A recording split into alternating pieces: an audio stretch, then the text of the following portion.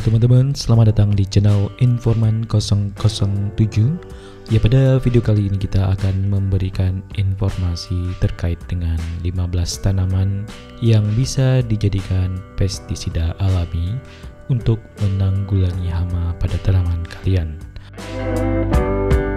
Ya, pestisida atau pembasmi hama adalah bahan yang digunakan untuk mengendalikan, menolak, atau juga membasmi organisme pengganggu. Sasarannya yang bermacam-macam seperti serangga, tikus, gulma, burung, mamalia, ikan, atau mikroba lain yang dianggap mengganggu. Ya, kata pestisida diambil dari kata bahasa Inggris yaitu pesticide, gabungan dari kata pest yang diberi akhiran side, dan dalam kamus bahasa Inggris kata pesticide lazim diartikan obat kimia yang digunakan untuk membunuh hama.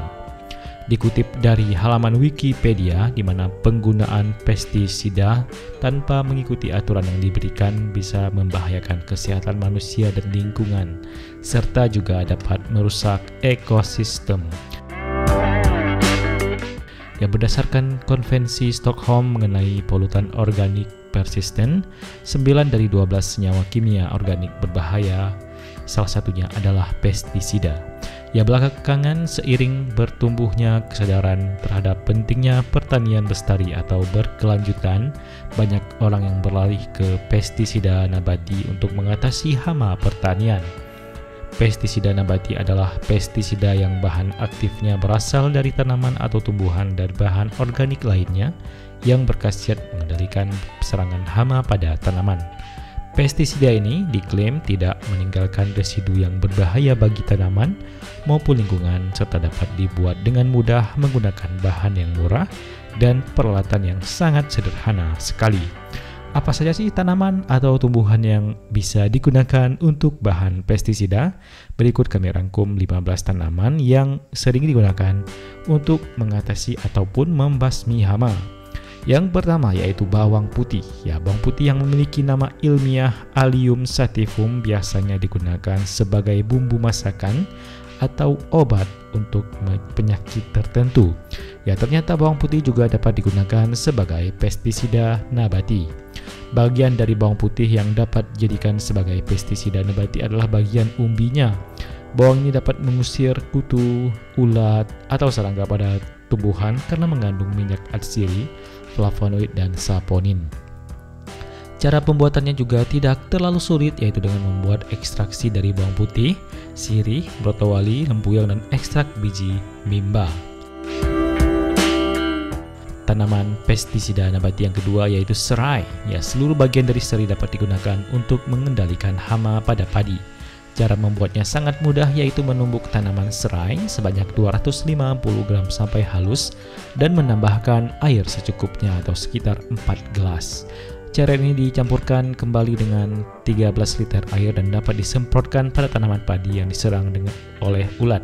Untuk tanaman padi yang terserang ulat penggerek batang, cairan serai dapat disemprot 1 minggu setelah telur muncul. Tanaman yang ketiga yaitu bandotan. Ya, tanaman yang bisa dijadikan pestisida nabati ini yaitu bagian daunnya atau daun bandotan, atau nama tanaman lainnya juga babandotan. Daun ini mengandung flavonoid, saponin, HCN, dan minyak atsiri yang berguna untuk mengusir hama dan menghambat perkembangan serangga. Tanaman yang keempat sebagai pestisida alami yaitu akar tuba, di mana akar tuba ini mengandung retenon yang dapat diekstrak dengan menggunakan ether atau aseton dan menghasilkan 2-4% resin rotenon.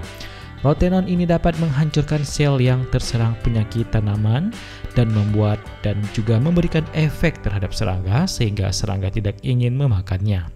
Kematian terhadap serangga dapat terjadi langsung dalam waktu beberapa jam setelah terkena rotenon. Yang kelima, tanaman pestisida alami yaitu serikaya. Ya, biji serikaya adalah salah satu tanaman yang dapat digunakan sebagai pestisida nabati, di mana biji ini mengandung senyawa kimia squamosin dan asimisin. Kedua senyawa kimia ini bersifat racun terhadap serangga. Dan berdasarkan hasil penelitian, ekstrak biji serikaya dapat mengendalikan hama kumbang pada kedelai dan juga membunuh secara signifikan. Tanaman yang keenam yaitu belimbing wuluh. Ya, daun dari belimbing wuluh atau dikenal dengan nama ilmiah Averrhoa bilimbi dapat digunakan sebagai pestisida nabati. Daun ini mengandung beberapa senyawa kimia seperti tanin, saponin, dan juga flavonoid. Kandungan dari daun ini diyakini dapat mengusir hama tepung dan menghambat perkembangan serangga. Pembuatan pestisida nabati dari daun ini adalah dengan cara dibakar. Tanaman yang ketujuh yaitu brotowali. Jenis tanaman ini dapat langsung digunakan sebagai pestisida nabati, yaitu tanaman yang dengan nama ilmiah Tinospora tubersola. Bagian tanaman dari atau bagian batang dari tanaman ini yang sering digunakan sebagai pestisida alami. Batang tanaman ini mengandung flavonoid, steroid, dan alkaloid yang dapat mengusir hama. Cara membuatnya juga dengan mengekstrak dan menyemprotkan pada tanaman yang terserang hama atau tikus seperti tanaman padi atau tanaman cabai. Tanaman yang kedelapan yaitu tembakau, di mana tembakau ini mengandung nikotin yang menjadi racun terhadap serangga. Daun tembakau yang telah kering mengandung 2 hingga 8% nikotin dan bereaksi sebagai racun secara cepat pada beberapa serangga seperti ulat perusak daun, pengendali jamur, trip, dan apsid. Tanaman yang kesembilan yaitu kencur. Ya, kencur atau dikenal juga dengan cekur dan memiliki nama ilmiah Kaempferia galagallin adalah salah satu jenis tanaman yang dapat digunakan sebagai pestisida nabati. Bagian yang sering digunakan adalah rimpang atau kencur itu sendiri. Ekstraksi kencur dari heksana dan etanol dapat menurunkan jumlah serangga secara signifikan dan mengusir hama pada tanaman. Dan yang tanaman yang ke-10 yaitu cengkeh. Ya, daun cengkeh juga dapat digunakan sebagai pestisida nabati, di mana daun ini mengandung eugenol flavonoid, saponin, dan minyak arsir yang dapat berguna untuk membasmi hama. Daun cengkeh dapat dibakar dan mengusir berbagai hama, eugenol, dan ulat uret. Itulah 10 dari jenis tanaman yang bisa dijadikan pestisida nabati. Untuk tanaman yang ke-11 hingga ke-15 akan kita sampaikan di video part 2. Terima kasih dan sampai jumpa pada video part 2.